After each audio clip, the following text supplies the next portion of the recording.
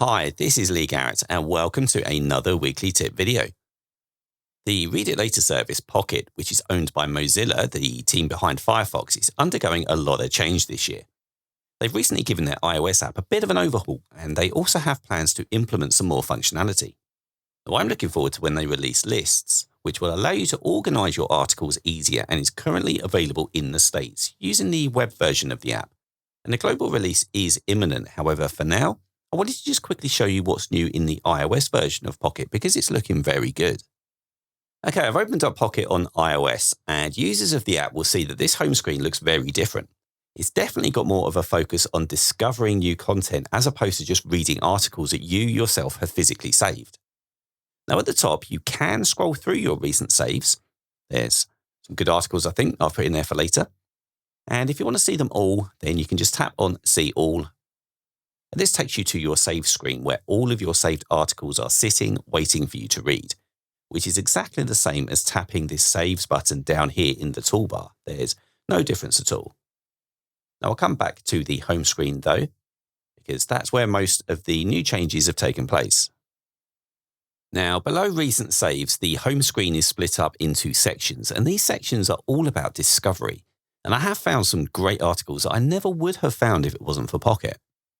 So this first section here is Editor's Picks. So these have been curated by the team at Pocket and cover a wide variety of subjects. So you can swipe to scroll through some articles down here. Just tap on this How to Clean Your Laptop one on the right. And I'm taken to the source article at The Verge. Now I can scroll, of course, to read it. And then when finished, I'll just tap Done up here in the top left. Then above that, you can tap on See All. And this will take you to all of the editor's picks where you can swipe down to choose one that takes your fancy. Now, I should point out that some of these will sit behind a paywall dependent on who is hosting the article. So this New York Times one here, if I tap, I can see that I need to be a subscriber to view this. So there will be a few of these on there, but by and large, I tend to find that the majority are free to look at. And if I keep scrolling, then you can, of course, just tap on the Save button below an article to add it to your saved list for reading later. You don't have to read them now. It wouldn't be much of a Read It Later service if that was the case. That's just a quick preview of one of this week's Apple-related tutorials from Screencasts Online. Screencasts Online is your premium source of Apple-related video tutorials. All of our members get access to brand new, up-to-date tutorials each week, as well as unlimited access to our entire video archive full of Mac and iOS related tutorials.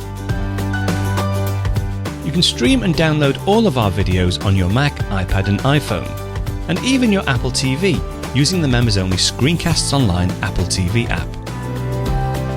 Membership also includes a complimentary subscription to the digital Screencasts Online monthly magazine, published each month and packed with videos, articles, reviews, as well as hints and tips covering all aspects of the Mac, iPad, iPhone, and all of the other fantastic Apple products.